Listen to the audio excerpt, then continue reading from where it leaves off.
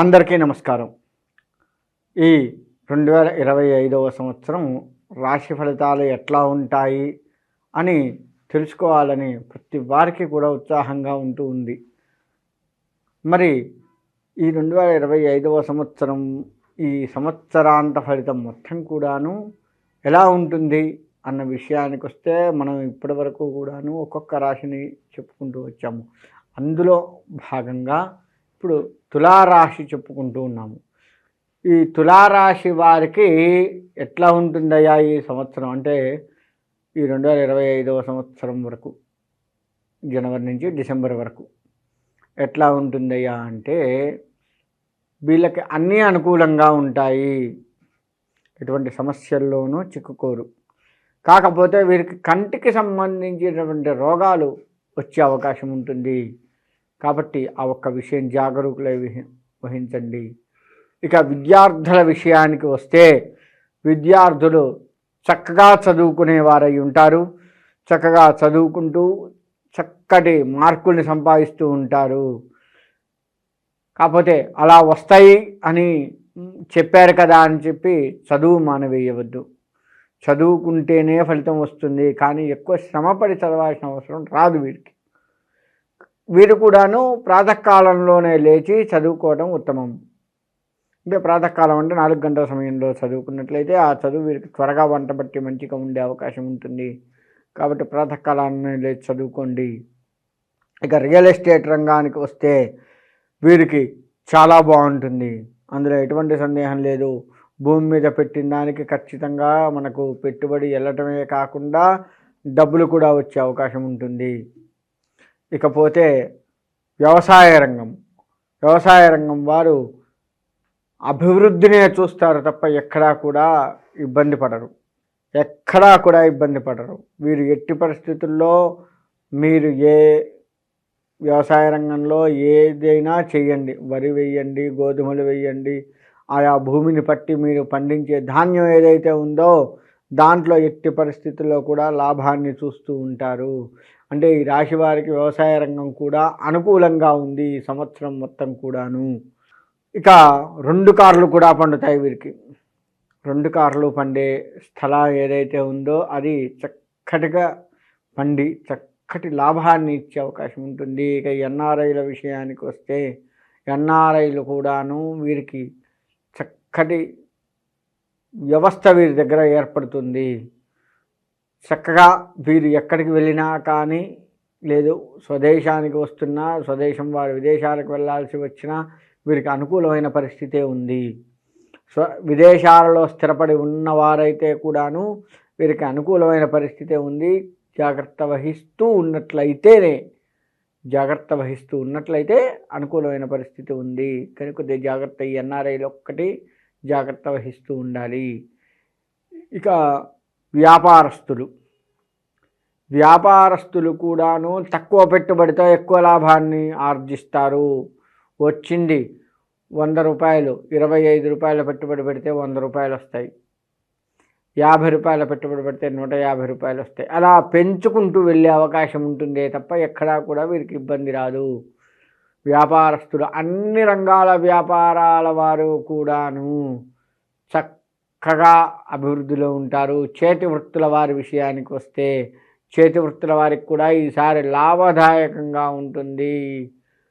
అందరూ ఏమనుకుంటారయ్యా అంటే తులారాశి అనేసరికి బ్యాలెన్స్గా ఉంటుంది, ఎప్పుడు మొగ్గు చూపుతుంది మనది అనేది కొంచెం ఆలోచిస్తూ ఉంటారు. కానీ ఈసారి మొత్తం కూడా ఈ తులారాశి వారికి ఆ రాశి వారి వైపే మొగ్గు చూపి మంచిగా ఉండేటువంటిది ఈ సంవత్సరం మొత్తం కూడాను కనపడుతుంది.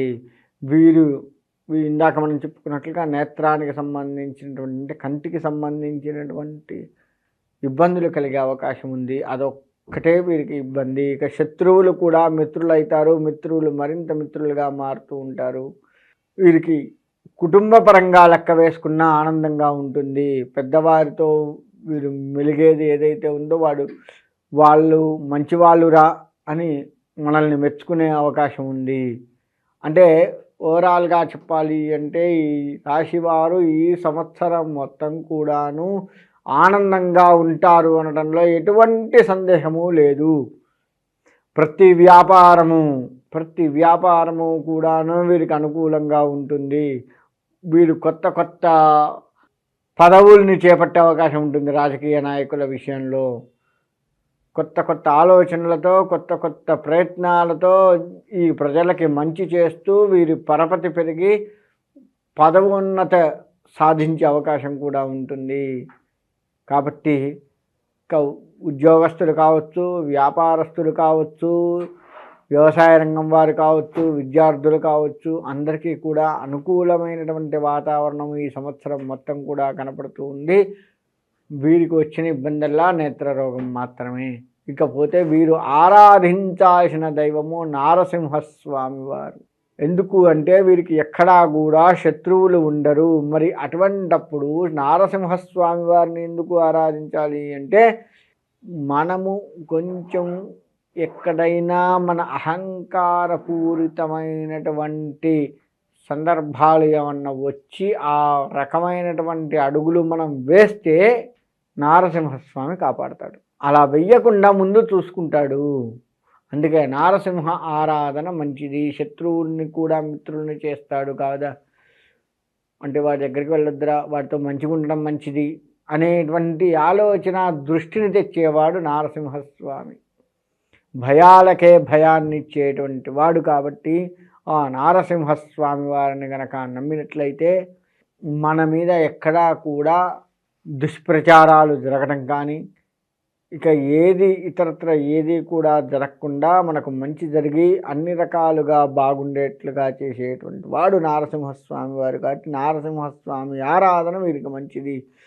గృహాలు నిర్మించుకునేటువంటి వారు చాలా సులభంగా గృహాలు నిర్మించుకుంటారు. గృహాలు కొనాలన్నా నిర్మించుకోవాలన్నా వీరికి ఆలోచన చెయ్యకుండా ఉండేంత మంచిగా ఆ గృహాలను ఏర్పరచుకుంటారు. అందులో ఎటువంటి సందేహము లేదు. ఇక వీరికి ఉన్నదల్లా కూడా కొద్దిగా నరదృష్టి. అన్నీ బాగున్నాయి, అన్నీ బాగుంటే ఏమవుతుంది, వాడు ఎదిగారు కాబట్టి వారిని ఎట్లా మనం ఇబ్బంది పెడితే బాగుంటుంది అని మన ఎదుగుదలను చూసి కాస్త ఓర్వలేనితనం ఒకటి కనపడుతూ ఉంటుంది. దాన్ని సరిచేసుకోండి నరదృష్టిని.